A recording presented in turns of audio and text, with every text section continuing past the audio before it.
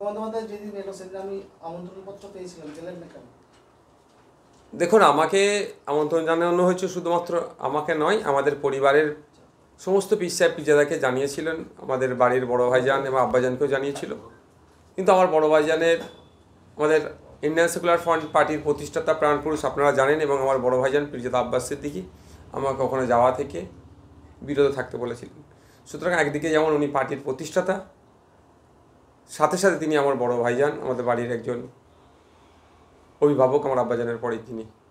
সুতরাং তার আমার আদেশকে আমি তো অমান্য করতে পারি না। বলছিলাম, আপনি মমতা বন্দ্যোপাধ্যায়ের সঙ্গে দেখা করে আপনার বিরুদ্ধে যে সমস্ত কাজ হচ্ছে না সেই নিয়ে মানে অভিযোগ করেছেন, বা আপনার যে কথাগুলো সেগুলো বলেছেন। বছর ঘুরতে গেলেই ভোট আসবে, 26-এ ভোট। তো এই এত বছরে আপনার যে কাজের সমস্যা ছিল সেগুলো জানাতে গেলেন না কেন? ভোটের আগেই কেন গেলেন? ধরুন, একটা দারুণ প্রশ্ন করেছেন, হঠাৎ কেন গেলেন? এখনও 1 বছর বাকি, কম করে 1 বছর বাকি ভোট হতে। আমার সময়টাই তো নষ্ট করা হয়েছে। ভাঙড় পঞ্চায়েত সমিতি 1, ভাঙড় পঞ্চায়েত সমিতি 2কে যখনই বলা হয়েছে এই কাজ হবে সেই কাজ হবে, বারবার আমাকে ঘুরিয়েছে। ওদের চক্র পড়ে আমি শুধু চক্কর কেটেছি। অল্প গুটি কয়েক কাজ করে দিয়েছে, কিন্তু কাজেরও গুণগত মান ঠিকঠাক ছিল না। সেই জন্য আমি ডিসেম্বর মাসে, 2024-এর ডিসেম্বর মাসে আবার আমি লেটার করি ডিপার্টমেন্টে। তার আগে বিভিন্ন আধিকারিকের কাছে গিয়ে কিন্তু আমি ভার্বালি এবং অফিসিয়ালি আমার চিঠি সব রিসিভ করানো আছে, আমি জমা দিয়েছিলাম, কোনো কাজ হয়নি। আমি বিইউপির অর্থাৎ লোকাল যে ফান্ড বিধায়কের ওর গাইডলাইন অনুযায়ী আমি বাস্তবায়ন বা রূপায়ণকারী সংস্থাকে আমি চেঞ্জ করে জমা দিই। আবার 2 মাস 2.5 মাস আমার নষ্ট করে। হঠাৎ দেখি মার্চের সম্ভবত 4 তারিখে আমার সাথে কোনো আলোচনা না করেই ডিস্ট্রিক্ট থেকে একটা অর্ডার ইস্যু আছে, যেখানে এডিএম ডেভেলপমেন্টের সই আছে। তিনি একটা অর্ডার ইস্যু করেছেন, যেখানে ওই কাজগুলো পুনরায় আবার সেই পুরাতন ভাঙড় পঞ্চায়েত সমিতি 1, ভাঙড় পঞ্চায়েত সমিতি 2কে দিয়েছে। যেই ওই ভাঙড় পঞ্চায়েত সমিতি 1, ভাঙড় পঞ্চায়েত সমিতি 2 আমার কাজগুলোকে ডিলে করিয়েছে, আমার টাইম কিল করেছে, তাকেই দিয়েছে। এটা দেখার পরেই, কারণ আপনারা জানেন ফুটফুরা শিল্পের ঐতিহাসিক 21, 22, 23-এ ফাল্গুন সালে সব ছিল ওই মার্চ মাসের ওই সময়টাই। হওয়ার পরেই সোমবারে আমি বিধানসভায় গিয়েই 0 আওয়ারে এই বিষয়টা উত্থাপন করি। ওখানে মাননীয় যিনি পরিষদীয় মন্ত্রী ছিলেন, সাথে সাথে আপনার অর্থমন্ত্রী চন্দ্রিমা ভট্টাচার্য ম্যামও ছিলেন। আমি ওখানে প্রস্তাব রেখেছিলাম, আমার সমস্যার কথা তুলে ধরে আমি জিজ্ঞাসা করেছিলাম যে এই মুহূর্তে আমার করণীয় কি, আমি আমার ভাঙড় বিধানসভার ভোটারদেরকে কি বলবো, কি করণীয় কি, আমি কি করব, তাদেরকে কি বলবো, কারণ আমার মধ্যখানে এতটাই নষ্ট হয়েছে। কিন্তু দুর্ভাগ্যের বিষয়, না অর্থমন্ত্রী আমার কথার কোনো প্রতি উত্তর দিয়েছেন, বা পরিষদীয় মন্ত্রী শোভনবাবু কোনো প্রতি উত্তর দিয়েছেন। সেটা যখন প্রতি উত্তর আমি পাইনি, বাইরে যখন প্রেস মিট করছিলাম, আমাকেই সাংবাদিকদের মধ্য থেকে প্রসঙ্গক্রমে বলতে বলতে আমি বলেছিলাম যে এর পরের স্টেপ আমি মুখ্যমন্ত্রীকে জানাবো। তারপর আমি ছুটে গিয়েছি মুখ্যমন্ত্রীর কাছে, তাকে জানিয়েছি। জানানোর পরে এই 1 সপ্তাহ হচ্ছে, আজকে আমার লোক এতেও গিয়েছে, ডিস্ট্রিক্টেও গিয়েছে কাগজপত্র জমা দিতে। আজকে রাত্রে নাহলে কালকে সকালে আমি খবর পাবো যে মুখ্যমন্ত্রীকে জানানোর কতটা ইফেক্ট হয়েছে। আমার কাজ বিইউপির অর্থাৎ লোকাল এমএলএ ফান্ডের যে ডেভেলপমেন্টের যে গাইডলাইন আছে তার মধ্যে থেকে হচ্ছে কি হচ্ছে না। বলছিলাম, একটা সময় ফুটফুরা পঞ্চায়েতে ভোটের সময় দেখা গিয়েছিল যে বিভিন্ন সময় বিভিন্ন রকমের আপনাদেরই পীর সাহেবরা আপনার সমর্থনে বা আপনার এতে ফুরফুরায় একটা অশান্তি সৃষ্টি হয়েছিল। সেই পীরজাদারাই এখন মমতা বন্দ্যোপাধ্যায়ের পাশে। বিষয়টা কিভাবে দেখছেন? দেখুন, ব্যাপারটা হচ্ছে এই যে মমতা ব্যানার্জি মহাশয়া পশ্চিমবাংলার মুখ্যমন্ত্রী হিসাবে ফুরফুরা শরীফে তিনি এসেছিলেন, এই আশাটাকে নিয়েও দেখছি এক শ্রেণীর মানুষ সাম্প্রদায়িক তাস খেলার চেষ্টা করছে। কেন মমতা ব্যানার্জি ফুরফুরা শরীফে আসবে, এই নিয়ে অনেক বিতর্ক। আমি একজন বিরোধী দলের বিধায়ক হয়ে বলছি, 100 বার প্রয়োজনে মমতা ব্যানার্জি 100 বার ফুরফুরা শরীফে আসবে, 100 বার তারকেশ্বরে যাবে, 100 বার দক্ষিণেশ্বরে যাবে, 100 বার তারাপীঠে যাবে। তিনি রাজ্যের অভিভাবিকা, তার যেখানে মনে হবে, যেখানে প্রয়োজন মনে হবে মানুষের উন্নয়নের স্বার্থে তিনি সেখানে যেতে পারেন, তাদের সমস্যা নিয়ে তিনি কথা বলতে পারেন। কিন্তু এটাকে নিয়ে যেভাবে সাম্প্রদায়িক রাজনীতি হচ্ছে, এটাকে বন্ধ হওয়া দরকার। কোনো দিনের জন্যই কেউ কি প্রশ্ন তুলে কেন মুখ্যমন্ত্রী রথের গিয়ে দড়ি টানলো? কোনোদিন কেউ প্রশ্ন তুলেনি, প্রশ্ন তোলাটা অনুচিত বলে মনে করি। কোনো দিনের জন্য কেউ প্রশ্ন করেনি যে গত কয়েকদিন আগেই পাঞ্জাবিদের ধর্মীয় অনুষ্ঠানে গিয়ে সেখানে গিয়ে তিনি পাঞ্জাবিদের যে সংস্কৃতি আছে তার সাথে তিনি মিশে যাওয়ার চেষ্টা করেছেন, এই নিয়ে কেউ প্রশ্ন তুলেনি। কেন ফুরফুরা শরীফে আসলে কেন আসলো এই বলে যারা দেখে দেওয়ার চেষ্টা করছে, আমি তাদের কথার সাথে আমি সহমত হতে পারছি না। এবার প্রশ্ন হচ্ছে কার সাথে কে দেখা করতে গিয়েছে? রাজ্যের মুখ্যমন্ত্রীর সাথে পীর সাহেব পীরজাদারা গিয়েছেন। কারা গিয়েছেন? যারা আমন্ত্রিত তারা গিয়েছেন। এটা ভাববেন না যে মুখ্যমন্ত্রীর আমন্ত্রণে গিয়েছিল মানে সব তৃণমূল হয়ে গেল। আমি বিতর্ক বল, এটা আমি বিশ্বাস করতে পারি না। আমাদের ভাইজান হিসাবে আমাদের পাশে যেরকমভাবে ছিল আগামীতেও সেই রকমভাবে থাকবে, এই আশা আমরা ভাইজানদের কাছে রাখি। এখন তো দেখা যাচ্ছে তৃণমূলের প্রতি একাধিক পীরজাদা ঝুঁকছে, আপনার অবস্থা? দেখুন, ব্যাপারটা হচ্ছে গণতন্ত্র। এটাই আপনার যদি কাউকে ভালো লাগে, আপনার সত্তা দিয়ে যদি মনে হয় ওর আদর্শটা ভালো, আপনাকে কেউ আটকাতে পারবে? যে আটকাবে সেই তো অন্যায় করবে আমি মনে করি। যদি তৃণমূলের আদর্শ কাউকে পছন্দ লাগে তাকে তৃণমূল ভালো লাগবে, কাউকে লেফট ফ্রন্টের আদর্শ ভালো লাগে সে লেফট ফ্রন্টকে গ্রহণ করে। জাতীয় কংগ্রেসের আদর্শ অনেককে ভালো লাগে, জাতীয় কংগ্রেসে থাকছে। এই যে ব্যাপারটা হচ্ছে এসেছে বলে সুর নরম হয়েছে, ব্যাপারটা হচ্ছে ফুরফুরা শরীফে এসেছেন, উনি দুটো প্রস্তাব দিয়েছেন। আপনাদেরকে একটা ক্লিয়ার করে রাখি আপনাদের মাধ্যমে, একটা বাজে ফুরফুরা শরীফ সম্পর্কে বার্তা ছড়ানো হচ্ছে, এটা আমি আপনাদের আপনাদের মাধ্যমে সেই বার্তার আমি বিরোধিতা করছি। বলছে কি ফুরফুরা শরীফ এসেছে, সব ফুরফুরা শরীফ সংক্রান্তই দাবি করেছে। অ্যাকচুয়াল আপনারা হয়তো দেখেছেন মুখ্যমন্ত্রী মহাশয়ের হাতে অনেক কাগজের গুচ্ছ কিন্তু তুলে দেওয়া হয়েছে ফুরফুরা শরীফের পক্ষ থেকে বিভিন্ন পীর সাহেব পীরজাদারা। ওখানে বিভিন্ন দাবি দাবা ছিল। ওখানে আমি যতটুকু পরে খবর নিলাম, যারা যারা গিয়েছিল কাগজ দিয়েছেন, কয়েকজনের সাথে কথা বললাম যে আপনারা কী দিয়েছেন। শিক্ষা, স্বাস্থ্য, কর্মসংস্থান সহ মৌলিক অধিকার, সর্বোপরি বাংলায় যেভাবে বাংলার আকাশে কালো মেঘ আসছে, সাম্প্রদায়িক মেঘ ছড়ানোর চেষ্টা মানে ছেয়ে যাওয়ার চেষ্টা করছে, এটা থেকে পরিত্রাণ পাওয়ার জন্য মুখ্যমন্ত্রীকে বলিষ্ঠ পদক্ষেপ গ্রহণ করতে হবে, সে বার্তাও ফুরফুরা শরীফ থেকে লিখিত আকারে দেওয়া হয়েছে। এবার হচ্ছে এই শুধু ফুরফুরা শরীফের বিষয়টা মুখে কেন হয়েছে আমি যতটুকু উপলব্ধি করতে পেরেছি, আমিও বিধানসভায় বক্তব্য দিই, সামনে যখন দেখি পাশে যখন দেখি লিডার অফ অপোজিশন আছে বা সামনে মুখ্যমন্ত্রী আছে, বক্তব্যতে কোনো না কোনোভাবেই যেন লিডার অফ অপোজিশনের নাম চলে আসে, মুখ্যমন্ত্রীরও কেউ অ্যাড্রেস হয়ে যায়। ফুরফুরা শরীফে এসেছেন, ফুরফুরা শরীফের বিষয়ের দাবিটাই সবার কম বেশি মুখ দিয়ে বেরিয়েছে। দেখবেন ফুরফুরা শরীফের দাদা হুজুর পীর রহমতুল্লাহের নামে একটা ইউনিভার্সিটির দাবি একাধিক পীরজাদারা করেছেন। দাবি কিন্তু একটাই, একাধিক পীরজাদারা করেছেন। ব্যাপারটা হচ্ছে যেখানে এসেছিস তার মহত্বটাকে আগে বলার চেষ্টা হয়েছে। এই নয় যে দাদা হুজুরের নামে বিশ্ববিদ্যালয় চেয়েছে বলে দক্ষিণ চব্বিশ পরগনার প্রত্যন্ত গ্রামের মানুষ শিক্ষা পাবে না, তার দাবিটা করেনি। কোনো দাবির মধ্যে লিখিত দাবি আছে, আমি জিজ্ঞাসা করলাম, পেয়েছি, যে এই যেভাবে স্কুলগুলো বন্ধ হতে চলেছে এগুলো না বন্ধ হয়। এটাই ফুরফুরা শরীফ। সম্প্রীতির বার্তা এখান থেকে দেওয়া হয়, ঐক্যের বার্তা দেওয়া হয়, শিক্ষার বার্তা দেওয়া হয়, সামাজিক বার্তা দেওয়া হয়। এবং হসপিটাল, যে হসপিটালের কথা হচ্ছে, শুধু এই হসপিটাল নয়, 42টা সুপার স্পেশালিটি হসপিটাল আছে, সেই সমস্ত হসপিটালে অনেক অভাব অভিযোগও, যাতে মানে পর্যাপ্ত পরিমাণে এখানে স্বাস্থ্য পরিষেবার সচল থাকে, তার দাবিও ওই চিঠির মধ্যে দেওয়া আছে, যেটা আমি শুনতে পেলাম। কেউ কেউ বলছে আপনার বিরুদ্ধে ফুরফুরা শরীফে কোনো পীরজাদাকে ব্যবহার করা হতে পারে। দেখুন, বলছেন মমতার হাতে আপনার ভাগ্য, মমতার কথা যদি আপনি না শোনেন তাহলে সেক্ষেত্রে যে আপনি যে ভাঙড় বিধানসভায় দাঁড়িয়েছেন সেখানে এখানকার কোনো পীরজাদাকে ওখানে আপনার বিরুদ্ধে প্রার্থী করা যাবে। দেখুন, আমি আমার রাজনৈতিক মঞ্চ থেকে কোনো ধর্মীয় শব্দ আমি প্রয়োগ করিনি, কিন্তু আজকে এক ধর্মীয় শব্দ প্রয়োগ করতে বাধ্য হলাম। আমার ভাগ্য আল্লাহর হাতে, আমার ভাগ্য সৃষ্টিকর্তার হাতে, আমি এর বাইরে কিছু বিশ্বাস করি না।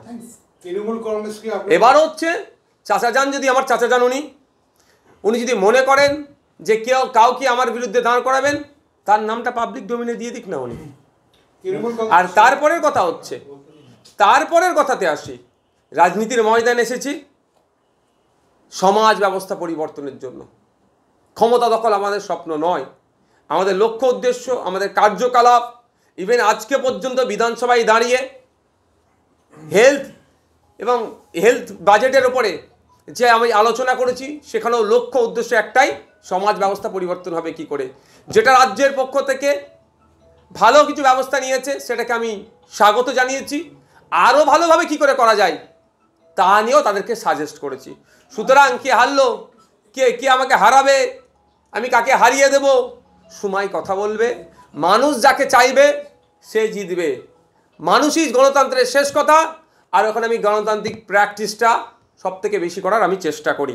সুতরাং এইসব বলে নওশাদ সিদ্দিকীকে বিদ্রোহীও করে তুলতে পারবে না, এই সমস্ত বলে নওশাদ সিদ্দিকীকে ভয় খাইয়ে ঘরেও ঢুকিয়ে দিতে পারবে না। নওশাদ সিদ্দিকী আইএসএফের দেখানো যে আইডিওলজি আছে সেটাকে সামনে রেখে সংযুক্ত মোর্চার বিধায়ক হিসাবে যে লড়াইটা দিচ্ছি, 2026 সালের আমার এমএলএ পিরিয়ড পর্যন্ত একইভাবে দিয়ে যাব। কারো কাছে, আই রিপিট, কারো কাছে ইন্ডিয়ান সেকুলার ফ্রন্টের টিকি বাঁধতে দেব না, নওশাদ সিদ্দিকীর টিকি বাঁধবে না। কারো যদি কাছে টিকি বাঁধে তাই ওই দুরবস্থা হবে, বিধানসভার মধ্যে দাঁড়িয়ে ওয়াকাফের জন্য কথা বলার সুযোগ থাকবে না। বিধানসভার মধ্যে দাঁড়িয়ে ফেক এসটিএসসি সার্টিফিকেটের কেন এত ইস্যু হচ্ছে এই সওয়াল করবে না। কারো কাছে যদি টিকি বাঁধা থাকে তাহলে বিধানসভার মধ্যে দাঁড়িয়ে রমজান মাসে ফলের দাম বেড়ে যাচ্ছে কেন এ সওয়াল করতে পারা যাবে না। কারো কাছে যদি টিকি বাঁধা থাকে তাহলে বিধানসভার মধ্যে দাঁড়িয়ে ভাঙড়ে সরকারি মহিলা কলেজ নির্মাণ করতে হবে, ওখানকার মানুষদেরকে উচ্চশিক্ষায় শিক্ষিত, ওখানে মহিলাদেরকে বিশেষ করে উচ্চশিক্ষায় শিক্ষিত করার জন্য এগিয়ে দিয়ে যেতে হবে, এই ডিমান্ড করতে পারা যাবে না। সুতরাং এখানে কোনো টিকি বাঁধার জায়গা নয়। পীর পরিবারে কাউকে প্রার্থী করা যেতে পারে এরকম আজকে আপনি পাচ্ছেন? না, আমার কাছে ওই ধরনের খবর আসলে মিডিয়ার মাধ্যমে আপনারা যে কোশ্চেন করছেন, আজকে এই কোশ্চেনের দ্বিতীয়বার সম্মুখীন হলাম, এটাই বলছি। টিচারদের মধ্যে যে দ্বন্দ্ব সেটাও ক্রমশ প্রকাশ্যে, কখনো মাইক গাড়ি কখনো গাড়িতে ওঠা নিয়ে মুখ্যমন্ত্রীর স্নেহধন্য হওয়ার চেষ্টা, এই বিষয়টাকে আপনি কিভাবে? মানে যারা একসময় তৃণমূলকে চোর বলেছিল, তৃণমূলের দুর্নীতি প্রকাশ্যে এনেছিল, তারাই আজকে সেই সব একাংশ পীরজাদা তৃণমূলের দিকে ঘেঁষছে, কিভাবে দেখুন, তৃণমূলের দিকে ঘেঁষছে কি বলতে পারবো না। অবশ্যই তৃণমূলের দুর্নীতির বিরুদ্ধে তারা প্রতিবাদ করেছিল, আগামীতেও তারা তৃণমূলের দুর্নীতির বিরুদ্ধে প্রতিবাদ করবে, আমি তাদের কাছে এই আশা রাখি। এবার এখন এখানে ফুরফুরা শরীফের মুখ্যমন্ত্রী একজন তৃণমূলের নেত্রী হিসেবে আসেনি, তিনি এসেছেন রাজ্যের অভিভাবিকা হিসাবে। এটা কিন্তু আমরা না গুলিয়ে দিই, কারণ আমাদের রাজ্যের মুখ্যমন্ত্রী যখন মোদির সাথে মিট করতে যাই, তৃণমূল তখন বলে এটা অফিসিয়াল মিটিং, সেখানে আমরা রাজনীতি দেখিনি। তখন একবারের জন্য আমরা বলে ফেলি না যে আপনার কি বলে এর সাথে মোদির সাথে দেখা করতে যাচ্ছে, বিজেপি নেতার সাথে দেখা করতে, বিজেপিতে কি জয়েন করবে? আপনি যেটা বলছেন ওই গাড়িতে ঠেলাঠেলি না কি আর একটা কি বললেন, দেখুন এটা আমি সত্যি বলছি, আমি ভিডিও দেখিনি, এটা আমি শুনেছি। তো ব্যাপারটা হচ্ছে কিছু ক্ষেত্রে অনেক অতি উৎসাহী হয়ে যায়, এই ধরনের যদি ঘটনা ঘটে থাকে অতি উৎসাহীর ফলে হয়তো হয়ে যেতে পারে।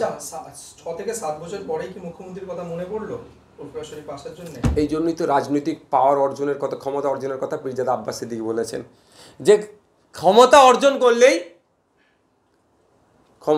বাকি সিস্টেম আপনার কাছে এসে ঝুঁকতে বাধ্য।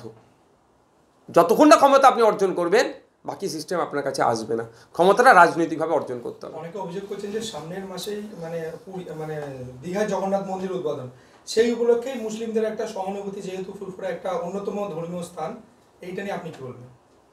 দেখুন, আমি অনেক আগে বলেছি, আজকে বলছি, আগামীতেও বলবো, শুভেন্দু অধিকারী মহাশয় 24/7 পলিটিক্স করে। নওশাদ সিদ্দিকী, আমি এখন আপাতমস্তক রাজনীতি করার চেষ্টা করছি, হয়ে উঠতে পারিনি, 24/7 আমি চেষ্টা করছি পলিটিক্সটা করার। রাজ্যের মুখ্যমন্ত্রী তৃণমূল কংগ্রেসের সুপ্রিমো মমতা ব্যানার্জিও আপাতমস্তক একজন রাজনৈতিক ব্যক্তিত্ব, 24/7 তিনিও পলিটিক্স করেন। সুতরাং আমি আমারও কথা বলবো, শুভেন্দু অধিকারীর কথা বলি, তিনজনের কথা বলি, এবং মোহাম্মদ সেলিম সাহেবেরও কথা বলি, কংগ্রেসের শুভঙ্কর বাবু যিনি আছেন, এসেছিলেন ওই দিন কি এসেছিলেন, সবার কথা বলি। আমাদের মুভমেন্ট, আমাদের কথাবার্তা, আমাদের ড্রেস কোড, আমাদের চাল চলন, আমাদের খাওয়া দাওয়া, সবের মধ্যে রাজনীতি জড়িয়ে আছে। আমরা রাজনীতি ছেড়ে বেরোতে পারবো না, একদম কোড আনকোড বলছি। এবার আপনি বুঝে নেন। পশ্চিমবঙ্গ যে হাইকোর্ট রয়েছে, সেই হাইকোর্টের বিচারপতি উদ্বেগ প্রকাশ করেছেন, বলেছেন যে পশ্চিমবাংলায় আগে এই হিন্দু মুসলিম জাতি ধর্ম বিদ্বেষ ছিল না। কি বলবেন? ভয়ঙ্কর উদ্বেগ, তিনি ভয়ঙ্কর পরিস্থিতি দেখে তিনি উদ্বেগ প্রকাশ করেছেন। এখনো কলকাতা হাইকোর্ট সুমোটো করছে না কেন শুভেন্দু বাবুর বিরুদ্ধে, সেটাই আমি ভাবছি। যে ধরনের বিষ উগলাচ্ছে সমাজে, যে ধরনের কথাবার্তা বলে সমাজে দুটো গোষ্ঠীর মধ্যে বিভেদ তৈরি করার চেষ্টা করছে, হিংসা তৈরি করার চেষ্টা করছে, দুটো গোষ্ঠীর মধ্যে ক্লাস লাগিয়ে দেওয়ার চেষ্টা করছে, ইমিডিয়েট ওনার বিরুদ্ধে কলকাতা হাইকোর্টের সুমোটো সুমোটো করার দরকার। আর সাথে সাথে কলকাতা পুলিশ বা ওয়েস্ট বেঙ্গল পুলিশও কেন ব্যবস্থা গ্রহণ করছে না সেটা ভাবছি। তখন ব্যাপারটা হচ্ছে শুভেন্দুবাবু একদিকে বলছে, আর তাকে কাউন্টার করতে গিয়ে যেগুলো বলা হচ্ছে, দুটো কথাই দেখুন সাম্প্রদায়িক শক্তি মাথা চাড়া দেবে। একজন হিন্দুত্বের কথা বলছেন, তো একজন মুসলমানের হয়ে কথা বলছেন, কিন্তু বলার ধরন তরিকা দুটো ধর্মকেই কিন্তু কলুষিত করছে। আবার হাইকোর্টের আরেক বিচারপতি বলছেন যে শুভেন্দু অধিকারীর বিরুদ্ধে এফআইআর করা যাবে না। না, সেটা তো অর্ডার এসেছে, সেটাকে চ্যালেঞ্জ করে কেন সুপ্রিম কোর্টে যাচ্ছে না? অর্ডারটাকে চ্যালেঞ্জ করে কেন ঊর্ধ্বতন কোর্টে যাচ্ছে না রাজ্য প্রশাসন? সেটা আমাদেরকে ভাবতে হবে, সেটা আমাদেরকে ভাবতে হবে। এর মধ্যে কি রহস্যটা আছে? রাজায় রাজায় যুদ্ধ করে আর উলু খগড়া এই হচ্ছে না তো আমাদের। আপনি একজন আইনসভার সদস্য হয়ে আপনিও তো অভিযোগ করতে পারেন। আমি করছি তো, বিভিন্ন জায়গায় করছি। কোথায় আছেন? শুভেন্দু অধিকারী সংখ্যালঘু মুসলিমদের বিরুদ্ধে একের পর এক বিস্ফোরক মন্তব্য করছেন, তার বিরুদ্ধে সুমোটো যেটা আপনি বললেন যে কোনো রকম কোনো মামলা হচ্ছে না, হাইকোর্টের বাধা রয়েছে, কিন্তু তার কাউন্টার করতে গিয়ে হুমায়ুন কবির, শওকত মোল্লা এবং সিদ্দিকুল্লাহ চৌধুরীকে সতর্ক করা হয়েছে, সহজে করা হয়েছে। দেখুন, এটা তো আমি অনেক আগে বলে দিয়েছি, শুভেন্দু বাবুর বিরুদ্ধে এরা ব্যবস্থা গ্রহণ করবে না। শুভেন্দু বাবুর যদি বলা বন্ধ করে দেয়, তাহলে তৃণমূল বিজেপির বাইনারি পলিটিক্সটা কীভাবে করবে? মুসলমানদেরকে ভয় দেখিয়ে মুসলিম ভোটটাকে পকেটে তৃণমূল কী করে ভরে রাখবে? আর বিজেপি হিন্দু ভাইদেরকে ফুসলিয়ে ভয় দেখিয়ে হিন্দু ভোটের একটা অংশ পকেটে তারা কী করে ভরে রাখবে? এই বাইনারি তারা করতে পারবে না, ওই জন্য শুভেন্দুবাবুকে আটকাবে না। আমি অনেক আগে বলেছিলাম, আজকে হুমায়ুন কবির সাহেবদের ঘুম ভাঙলে হবে? আজকে সিদ্দিকুল্লাহ চৌধুরী সাহেবদের ঘুম ভাঙছে, আজকে শওকত মোল্লাদের ঘুম ভাঙছে, যখন বিধায়ককে বলেছে চাংতুলা করে ফেলবো। তার আগে তো জনগণকে পেছনে লাথি মেরে তাড়াবার কথা বলেছিল, তখন কোথায় ঘুমোচ্ছিল? যখন মাদ্রাসাগুলোকে দেখে দিচ্ছিল, মুসলমানগুলোকে জিহাদির বাচ্চা বলছিল, পাকিস্তানের বাচ্চা বলে যখন চিৎকার করছিল, আরে ভাই, পাকিস্তানের বাচ্চা যদি পশ্চিমবাংলা থাকে তাকে তো ধরে আগে জেলের মধ্যে রাখা দরকার।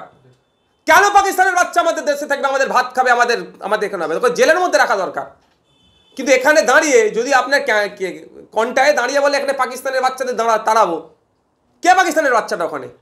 তাহলে বুঝতে হবে কীভাবে একটা জাতিকে দেখে দিতে চাইছে। তখন কোথায় ছিলেন এই বাবুগুলো? এখনো মুসলিমদের মাসিয়া সেজে উঠছে, কিছু বললে আবার একটা অংশের মানুষ বলবে নওশাদ সিদ্দিকী রে ভাই ওর বিরুদ্ধে বলছে কেন? আমি বিরুদ্ধে বলছি না, এখন নিজের লেজে পা পড়েছে ওই জন্য লাফালাফি করছে। আর একটা সময় সমগ্র মুসলিম জাতির লেজে পা দিচ্ছে যখন কচলাচ্ছিল, এদের মুখে একটাও কথা নাই। সুতরাং সাধু সাবধান। এটাও হতে পারে যে বিজেপি তৃণমূলে গট আপ করে শুভেন্দু অধিকারী এই ধরনের কথা বলবে, ওটাকে কাউন্টার করার জন্য এই হুমায়ুন কবিরদেরকে দিয়ে, ফিরহাদ হাকিমদেরকে দিয়ে, সিদ্দিকুল্লাহ চৌধুরীদেরকে দিয়ে, শওকত মোল্লাদেরকে দিয়ে এমন কথা বলাবে, সমাজের মধ্যে একটা আড়াআড়ি বিভাজন তৈরি করতে পারে। এটাও সাবধান থাকতে হবে, প্রতিবাদ করতে হবে, 100 বার করতে হবে। আপনার কি বলে, শুভেন্দু অধিকারীর ওই কথা বন্ধ করার জন্য গণতান্ত্রিক প্রক্রিয়ায় প্রতিবাদ করতে হবে, কিন্তু শব্দ চয়নের ক্ষেত্রে আমাদেরকে সজাগ থাকতে হবে। কারণ শুভেন্দু অধিকারীরা হয়তো চাইছে যে উনি এই ধরনের ভাষাগত আক্রমণের শিকার হোক, সেইটা নিয়ে জনমানসে ওনার যে ভোটার সার্কেল আছে, যেখানে ওরা টার্গেটেড ভোটার, তাদেরকে আরও কনসলিডেট করার, এটা আমাদেরকে ভাবতে হবে। কিন্তু সর্বোপরি বলি, আপনার শওকত মোল্লা সাহেবের কথা বলার দরকার ছিল না, হুমায়ুন কবির সাহেবের কথা বলা দরকার ছিল না, সিদ্দিকুল্লাহ চৌধুরী সাহেবের কথা বলা দরকার ছিল না। সবাই মিলে গিয়ে, পাশেই তো হেয়ার স্ট্রিট থানা, শাসক দলের তুলনা বিধায়ক, আমাদের গেলে অনেক সময় নিতে চায় না এফআইআর, একটা অভিযোগ দায়ের করে আসতে পারতো তো, তারপরে এসে বলতে পারতো তো আইনের ওনাকে ডান্ডা মারবো, মেরে পা ভাঙবো না কি বলেছিল, এটা তো বলতে পারতো আইনের মেরে পাটা ভাঙবো, শুধু একটু শব্দ চেঞ্জ করে দিতে। কিন্তু এইটাও তো শিখিয়ে পড়িয়ে পাঠানো হয়েছে যাতে এই সাম্প্রদায়িক রাজনীতিটা আরও বৃদ্ধি পায়। এই সাম্প্রদায়িক রাজনীতি বৃদ্ধি পেলে লাভ কি আর হবে? রাজনৈতিক নেতাদের হবে, আর ক্ষতি হবে গরিব মানুষদের। বর্তমানে রাজনীতির মান নিম্নমান হয়েছে এবং ভাষা সন্ত্রাস চলছে। আগে পার্টি ভাষা সন্ত্রাস হতো, এখন এক ধর্মের মধ্যে আরেক ধর্মের ভাষা সন্ত্রাস চলছে। পশ্চিমবঙ্গের বর্তমানে ভবিষ্যৎ, সামনে যে ভবিষ্যতে সেটা কি? ভয়ঙ্কর দিকে এগোচ্ছে আমরা। এর থেকে যদি না পরিত্রাণ পাই, মানে পরিত্রাণ যদি আমরা করতে পারি নিজেদেরকে, এই যে আগুন লাগছে এই আগুনে সবাই জ্বলে খাকসা হয়ে যাব। আপনি যদি মনে করেন আমি এসি রুমে বসে আছি, আমি ক্ষতিগ্রস্ত হব না, মোটেও নয়। আপনিও ক্ষতিগ্রস্ত হবেন, আমিও হব। ক্ষতিগ্রস্ত সব থেকে বেশি হবে এই আপনি যেটা বলছেন ধর্মে ধর্মে মানে ভাষার চালাচালি নিয়ে এই যে বিভেদ একটা তৈরির চেষ্টা হচ্ছে, সব থেকে বেশি ক্ষতিগ্রস্ত হবে গরিব মানুষ। সেই গরিব মানুষের মধ্যে ফিরহাদ হাকিম মানে হুমায়ুন কবির সাহেবদের যে ধর্মের পরিচয় তার দলের লোক থাকবে, আপনার শুভেন্দু অধিকারীর যে ধর্মীয় পরিচয় সেই দলের লোক থাকবে, অর্থাৎ সেই ধর্মের মানুষ থাকবে। ক্ষতিগ্রস্ত হবে গরিব হিন্দু মুসলমান।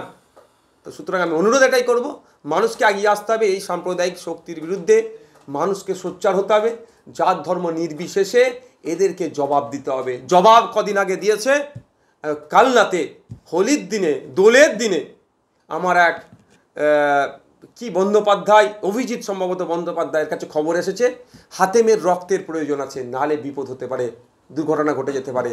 তিনি দোলের ব্যস্ত ছিলেন, দোলের কাজ ধর্মীয় কাজ ছেড়ে হসপিটালে গিয়ে হাতেমকে রক্ত দিয়ে প্রাণে বাঁচাতে সহযোগিতা করেছে। এরা সম্প্রীতির চর, সাম্প্রদায়িকতার কথা যারা বলে তাদের গালে মেরেছে। এই রমজান মাসের মধ্যেই নাসিমের কাছে খবর গিয়েছে যে আমার একটা বোনের, আমার একটা দিদির রক্তের প্রয়োজন আছে, কিডনির তার ট্রিটমেন্ট পেশেন্ট, তিনি, তাকে রক্ত দিতে হবে। নাসিম আগে পিছু ভাবেনি, ছুটে চলে গিয়েছে, গিয়ে রোজা অবস্থায় রক্ত দিয়ে আমার একটা হিন্দু মাকে, একটা হিন্দু বোনকে বাঁচিয়েছে।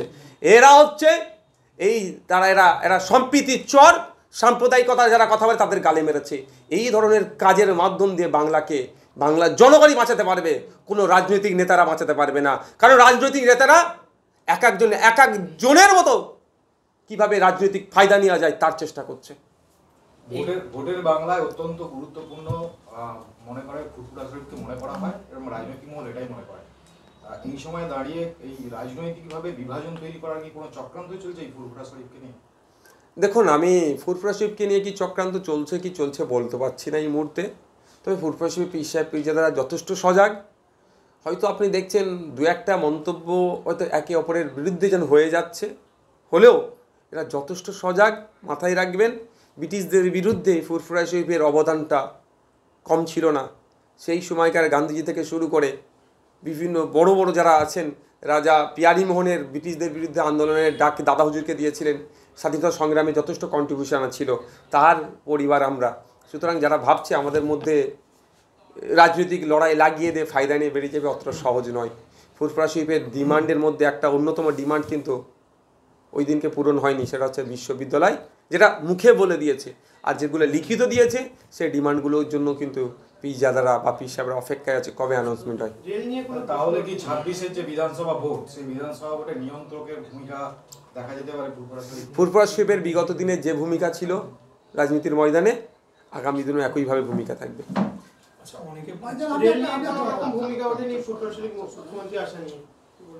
দুর্ভাগ্য আমাদের, ভারবালি উঠেনি, কিন্তু রিটার্ন নিশ্চিতভাবে গিয়েছে। যারা রিটার্ন দিয়েছে তাদেরকে একবার করে জিজ্ঞাসা করুন, তারা সব উত্তর দেবে। আমাদের যিনি এমপি, 4 বারের এমপি, পার্লামেন্ট থেকে কতবার কথা বলেছে, অনেক নাটক করেন, অনেক কথা বলেন, অনেক প্রতিবাদ করেন, অনেক কিছু করেন শুনতে পাই। কিন্তু পার্লামেন্টে এই বাজেট সেশনের আগে উত্থাপন করা দরকার ছিল, রেলওয়ে মিনিস্ট্রির কাছে মেনশন করা দরকার ছিল, কলিং অ্যাটেনশন করা দরকার ছিল, প্রয়োজনে 0 আওয়ারে এটাকে উত্থাপন করা দরকার ছিল। আমরা দাবি করেছি শুধু ডানকুনি থেকে ফুরফুরা শরীফ, বারুইপাড়া থেকে ফুরফুরা শরীফ, তারকেশ্বর থেকে ফুরফুরা শরীফ রেল লাইন 3টে, ফুরফুরা শরীফকে 3টে rail line, Dankuni two Furfura Sharif, Baruipara two Furfura Sharif,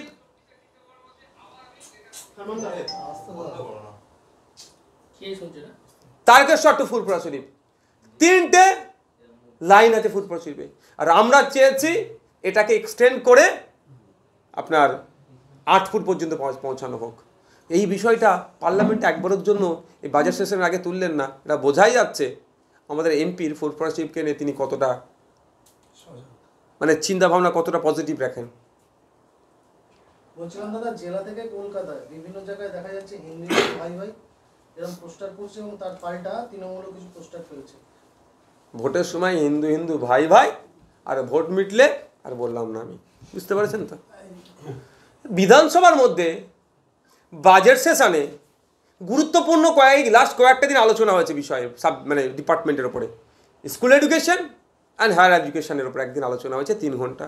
সেখানে আলোচনা অংশগ্রহণ করে বলা দরকার ছিল তো। আমি বলেছি আমি হিন্দু মুসলমান, এই মুসলমান ভাই ভাই, বাকি সব অমুক বলিনি, আমি হিন্দু মুসলমান ভাই ভাই বলি সবসময়।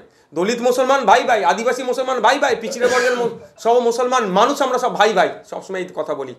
যে এই 2017 সালে লাস্ট এসএসসির নোটিফিকেশান হয়েছে, এই এত বছরে প্রায় 10 লক্ষ হিন্দু মুসলমান নির্বিশেষে যারা হিন্দু হিন্দু করে তাদের কাছে আমি বার্তা এটাই, বলুন আপনারা অন্তত হিন্দু ভাইদের জন্যই চিৎকার করুন যে 10 লক্ষ বিএড করে ছেলেমেয়েরা বসে আছে, তারা পরীক্ষার কোনো চান্স পাচ্ছে না। 2022 সালের টেট হয়েছে প্রাইমারি লাস্ট, তাদের এখনো নিয়োগ হচ্ছে না। এই নিয়ে দুটো চর্চা হোক না। স্কুলগুলোতে শিক্ষক শূন্য হয়ে যাচ্ছে, 8,500 9,000 স্কুল বন্ধ হতে চলেছে, তা নিয়ে দুটো চর্চা হোক না। ওগুলো তো হিন্দু ভাইয়ের ছেলেটাও তো পড়ে, তা নিয়ে কোনো কথা নাই, পজিটিভ কোনো কথা নেই, শুধু ভোটের জন্য হিন্দু হিন্দু ভাই ভাই। বিধানসভার কথা যখন এলো, বিধানসভা আজকে আপনি অসন্তুষ্ট পুলিশের ব্যাপারে বলছি ওটা, তার আগে বলে দেন। বলছি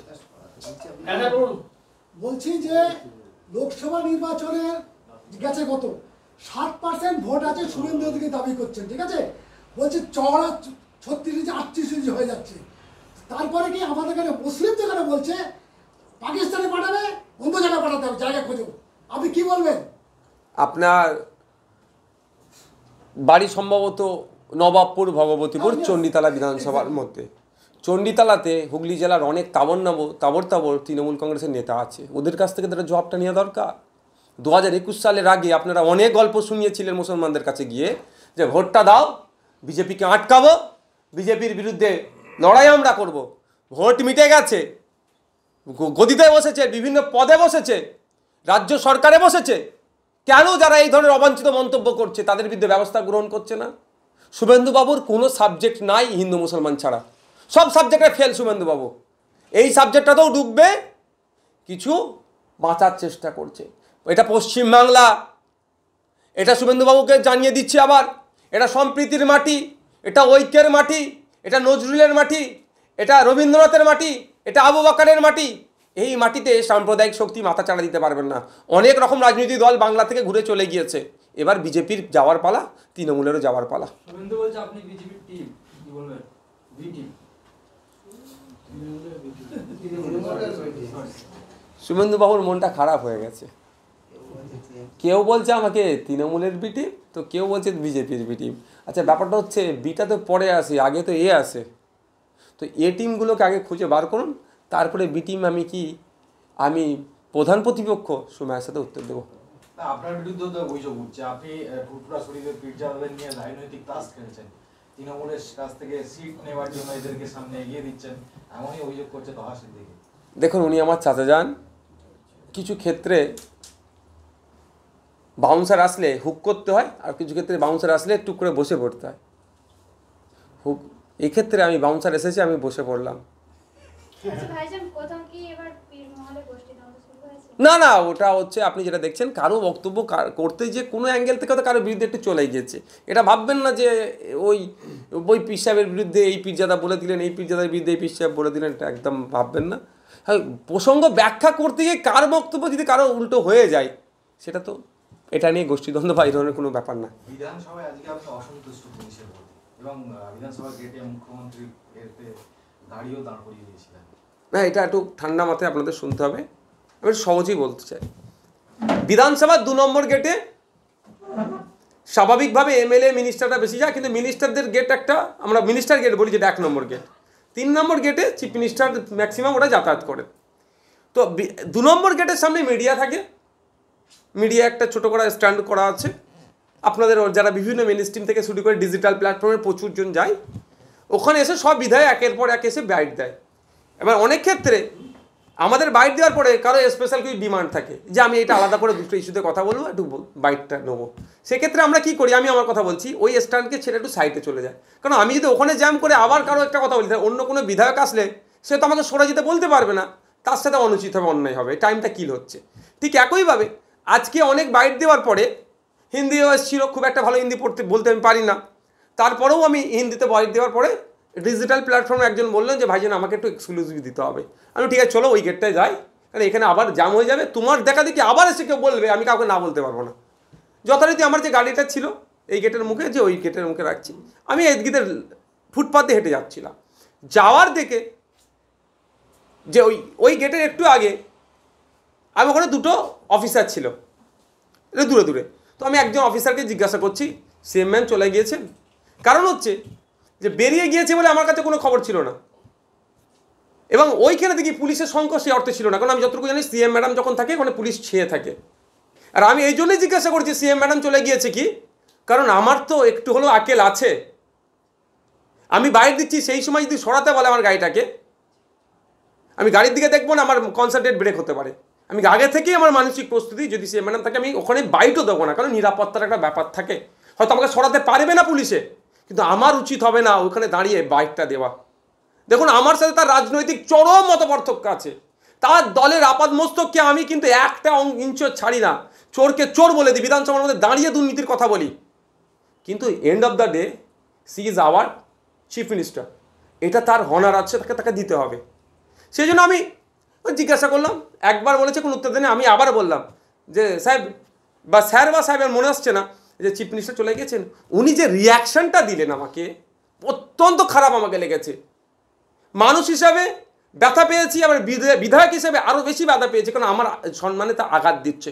ভাঙড়ের মানুষ আমাকে ভোট দিয়ে যে সম্মান নেওয়ার জন্য পাঠিয়েছে, সেই সম্মানেও আঘাত লেগেছে। তো আমি বললাম, আপনি আমার সাথে এই আচরণ করছেন কেন? হাসি মুখে বললাম, এইরকমভাবে বলছেন কেন? দুবার একবার বললাম যে আচরণ আপনি করতে পারেন না। তখন উনি বলছেন জানতো।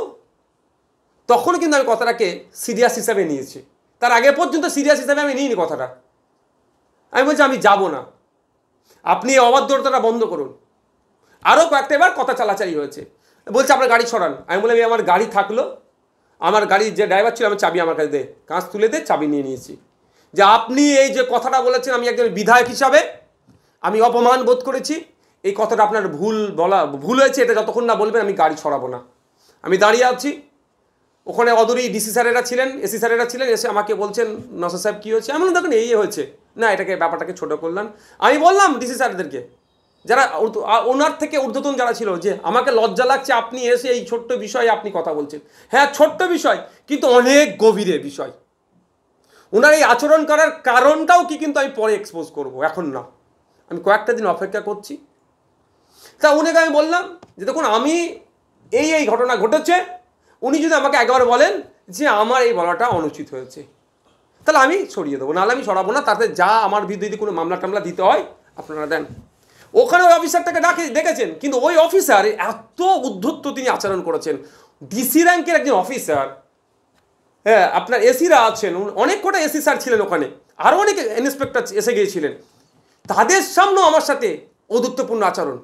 আমি অফিসারদের বললাম, দেখুন আপনাদের সামনে যে আমার সাথে এই আচরণ করে, তাহলে আপনারা অবর্তমানে কি করেছে বুঝতে পেরেছেন তো? আর সর্বোপরি এখানে তো ক্যামেরা লাগিয়ে ঘরে, ক্যামেরাটা দেখলে দুধকে দুধ পানিকে পানি হয়ে যাবে। আমি সাইডে একটু সরে আসলাম, কারণ ও আমাকে দেখছি উত্তেজিত করার চেষ্টা করছে। আমি তো ওর ট্যাপে পা দেবো না, আমি উত্তেজিত হলেই পাবলিক বলবে এই নেতা লোক তো, এর ব্যাটার দোষ বেশি হবে। আমি সাইড এলাম। এই মেন টাইমে আরও অফিসার অনেকে আসলো। একজন অফিসার এসে আবার বললো যে কারো বাড়ির সামনে এরকমভাবে গাড়ি রাখা যায় না। আমি বললাম যদি এটা কারো বাড়ি হয়, এই বাড়ির মালিককেও কিন্তু আমি একজন, এর মধ্যে আমার ভাগিদারিত্ব আছে। আমি এরকমভাবে তাকে উত্তর দিয়েছি, তবে হ্যাঁ সংযত ভাষাতেই। তারপরে কিছুক্ষণের মধ্যেই দেখি আপনার বিধানসভার 2 নম্বর গেটের ভিতর দিয়ে রাজ্যের মন্ত্রী, বিদ্যুৎ মন্ত্রী অরূপ বিশ্বাস মহাশয় এগিয়ে আসলেন। ভাই কী হয়েছে? আমাকে ভাই সম্বোধন বলেই কথা বলে। এখন দাদা এই ব্যাপার হয়েছে, বলছে বলার আগে এই ব্যাপার বলার আগে শুরু করেছি, বলে একটু ভিতরে চলো। স্বাভাবিকভাবে উনি মিডিয়ার লোকজন ছিল, আমি ভিতরে গিয়ে টোটালটা বললাম। উনি শুনে বললেন অফিসারটাকে ডাকো। আমি এটাও বলছি কোড আনকোড, ওই অফিসারটাকে অনেকক্ষণ দেখবেন, আপনারা হয়তো ভিডিও দেখবেন, আমি অনেকক্ষণ ভিতরে গিয়েছিলাম। অফিসারটাকে একাধিকবার ডাকার পরে তিনি এসেছেন।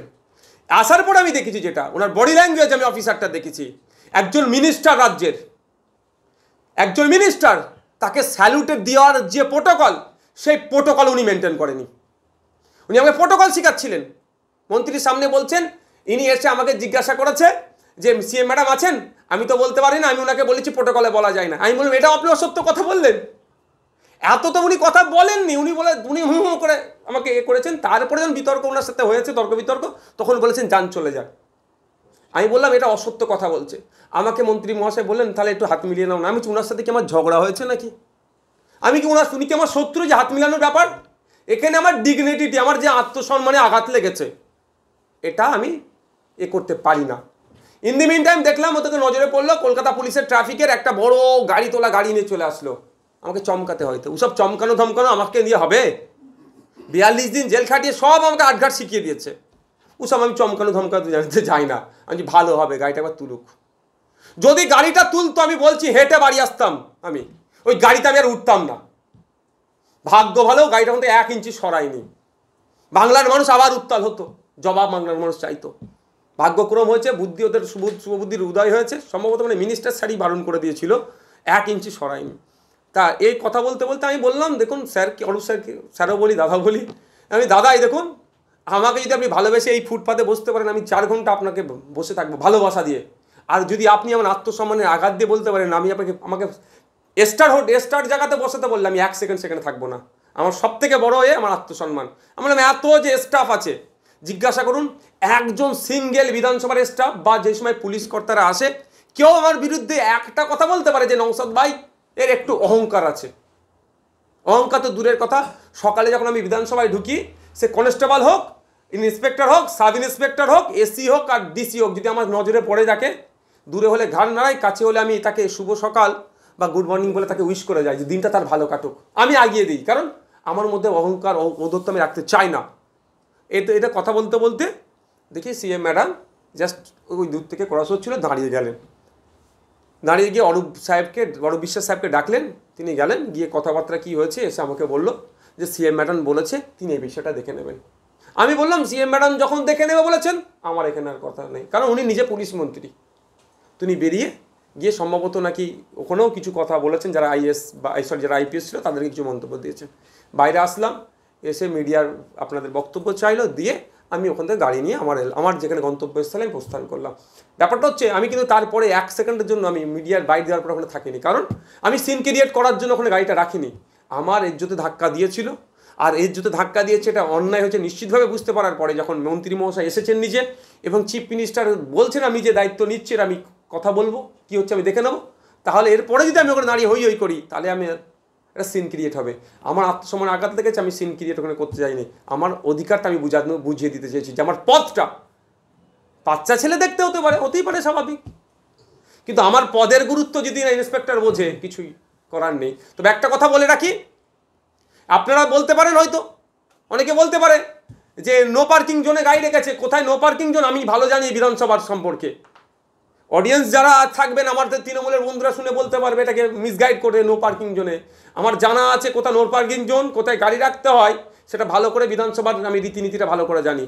বিধানসভার রীতি জানি বলি আমার গাড়িটা ভাড়ার গাড়ি নিয়ে আমি চলি, আমার গাড়ি তো কাঁচ ভেঙে দিয়েছে, কাঁচ ভাঙাই অবস্থা আছে, আমি মাঝ গেলে ভাড়া দিতে হয়। এই ভাড়ার গাড়ি কখন সে নিয়ে নিতে পারে সেই জন্য আমি স্টিকার, যেটা বিধানসভার স্টিকার হয় সেটা লাগাইনি। আর বিধানসভার স্টিকার না লাগিয়ে বিধানসভায় ঢুকানো অনুচিত। হয়তো আমি গেলে ঢুকিয়ে দেবে, কিন্তু আমি এই আইন বহির্ভূত কাজটুকু আমি করি না। সুতরাং আমাকে নো পার্কিং এইসব দিয়ে কেউ না কাউকে মিসগাইড করে সেটাও আমি বলছি। কিন্তু একটা সময় মনে হচ্ছিল পুলিশ কার্যত অসহায় হয়ে পড়েছিল আপনার হুঙ্কারে, তাহলে অরূপ বিশ্বাস কি পুলিশকে সাহায্য করতে আপনার সঙ্গে সাক্ষাৎ করলেন? না আমি সেরকম হুঙ্কার টঙ্কার কিচ্ছু দিন। যারা সিনিয়র মোস্ট অফিসিয়াল যারা এসেছিলেন, মানে তাদের পদমর্যাদা যারা সিনিয়র অফিসিয়াল এসেছিলেন তাদের সাথে আমি যথেষ্ট ভালোভাবে কথা বলেছি, তাদের সাথে আমি সুন্দরভাবে কথা বলেছি এবং তারাও আমার সাথে আচরণ করেছে ভালো। কেউ আমার ওই পুলিশ অফিসার ছাড়া অন্য কোনো সিঙ্গেল পুলিশ অফিসার আমার সাথে একটা খারাপ শব্দ ব্যবহার করেনি। তবে একটা কথা বলে দিয়ে যে আপনাদের জ্ঞাতার্থে আপনাদের মাধ্যমে জনগণকে আমি জানাতে চাই, এই যারা পুলিশের ডিউটি করেন তাদেরকে স্পেশাল ট্রেনিং দেওয়া হয়। এটা বলতে পারে ও বেচারি ডিউটি করতে করতে ওর মানসিক চাপ হসে গেছিল করেছে, কিন্তু এটা আমি অন্তত বিশ্বাস করব না, কারণ ওদেরকে স্পেশাল ট্রেনিং দেওয়া হয় কি আছে কেমনভাবে নিজেকে কন্ট্রোল করবে। কারণ ওদের অনেকের হাতে হাতিয়ার থাকে, বড় বড় অস্ত্র থাকে, বন্দুক থাকে, তারা যদি একটু উত্তেজিত হয়ে যায় তাহলে চালিয়ে দেবে, কিন্তু এমন তাদেরকে ট্রেনিং দেওয়া হয় কুল মাইন্ডে থাকে। তাহলে এই অফিসারও ডিউটির চাপে পড়ে আমাকে এই আচরণ করেছে আমি এটা বিশ্বাস করব না, এটা আমি বলে রাখছি। বিশ্বাস নেই, আমি দেখেছি, নামটাও নোট করে রেখেছি, ভিডিও আমার কাছে আছে, এই অফিসারের ডিটেলসটাও আমি একটু খোঁজ নিচ্ছি, ব্যাকগ্রাউন্ড ইনার কি ধারণা আছে এখনই আমি বলবো না। আমি যতটুকু অবজার্ভ করতে পেরেছি আমি যতটুকু ওখান থেকে উপলব্ধি করতে পেরেছি, আমি কয়েকটা দিন অপেক্ষা করব। পুলিশ কি কোথাও নিজের ভূমিকা ভুলে যাচ্ছে? না দেখুন, ওই এক সিঙ্গেল পুলিশ অফিসার যিনি ছিলেন, উনি ছাড়া আমার সাথে কেউ খারাপ আচরণ করেনি।